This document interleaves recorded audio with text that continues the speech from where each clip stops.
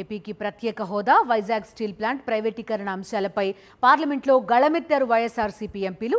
ఆంధ్రప్రదేశ్కు ప్రత్యేక హోదా డిమాండ్ నెరవేర్చాలని కేంద్రాన్ని డిమాండ్ చేశారు పార్టీ ఎంపీలు వైవి సుబ్బారెడ్డి, గుమ్మ తనూజారాణి.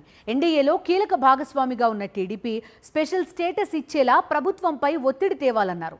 మరోవైపు సిపిఐ నేత నారాయణ విశాఖలో స్టీల్ ప్లాంట్ అమ్మకాన్ని వ్యతిరేకించకుంటే చంద్రబాబు ప్రభుత్వానికి పుట్టగతులుండవని హెచ్చరించారు. ఆంధ్రప్రదేశ్లో అధికారంలో ఉన్న తెలుగుదేశం పార్టీ కేంద్ర ప్రభుత్వంలో కూడా భాగస్వామిగా ఉందని, రాష్ట్రానికి ప్రత్యేక హోదా తెచ్చే అవకాశం ఇప్పుడు ఆ పార్టీకి దక్కిందన్నారు వైఎస్ఆర్సీపీ పార్లమెంటరీ నేత వైవి సుబ్బారెడ్డి.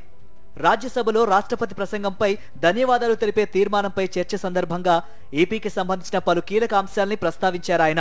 ఏపీకి ప్రత్యేక హోదా ఇవ్వాలి, ఇది డిమాండ్ కాదు, ఏపీ ప్రజల హక్కు అని ఉద్ఘాటించారు Y V Subba Reddy. Vizag steel plant ప్రైవేటీకరణను ఆపాలని డిమాండ్ చేశారు.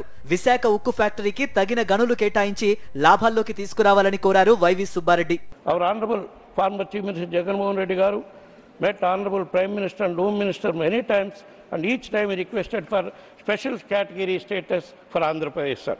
But today this is the opportunity that has come to Telugudesam Party, wherein not only they are in power in Andhra Pradesh, they are also sharing power in India government at central government, sir.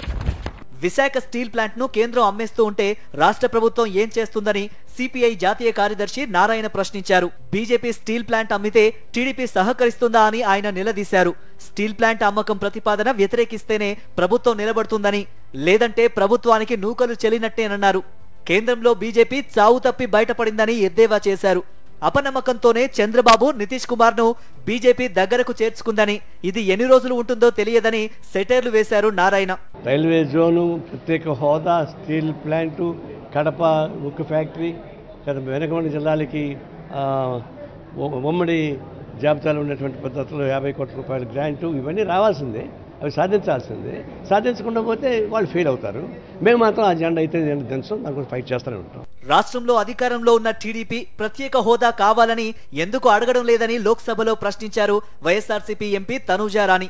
YSRCP ఆఫీసులు, నేతలపై TDP దాడులు ఆపాలని ఆమె గలం వినిపించారు. ఇదే అంశంపై రాష్ట్రపతి ద్రౌపది ముర్ముకు ఫిర్యాదు కూడా చేశారామె. 10 years నుండి మన ప్రభుత్వం స్పెషల్ కేటగిరీ స్టేటస్ గురించి పోరాటం చేశాము. అదేవిధంగా ఒక 5 weeks నుండి, అంటే ఇప్పుడు కొత్త ప్రభుత్వం స్టార్ట్ అయినప్పటి నుండి, రూలింగ్లోకి వచ్చినప్పటి నుండి వైఎస్ఆర్ కాంగ్రెస్ పార్టీ మీద కానీ, కార్యకర్తల మీద కానీ, ఉన్న క్యాడర్ మీద కానీ చేస్తున్న దాడులు కూడా మనం చూస్తున్నాము. కాబట్టి దాని మీద కూడా మేడంకి ఒక లెటర్ ఇవ్వడం జరిగింది. ఆమె కూడా రెస్పాండ్ అవ్వడం జరిగింది. అలాగే గిరిజనుల అభ్యున్నతి కోసం జీవో నెంబర్ 3ను పునరుద్ధరించాలని, లేదంటే ప్రత్యేక చట్టం ద్వారా గిరిజన ప్రాంతంలో ప్రభుత్వ ఉద్యోగాల్ని స్థానిక గిరిజనులకే కేటాయించాలని రాష్ట్రపతికి విజ్ఞప్తి చేశారు అరకు ఎంపీ తనూజారాణి.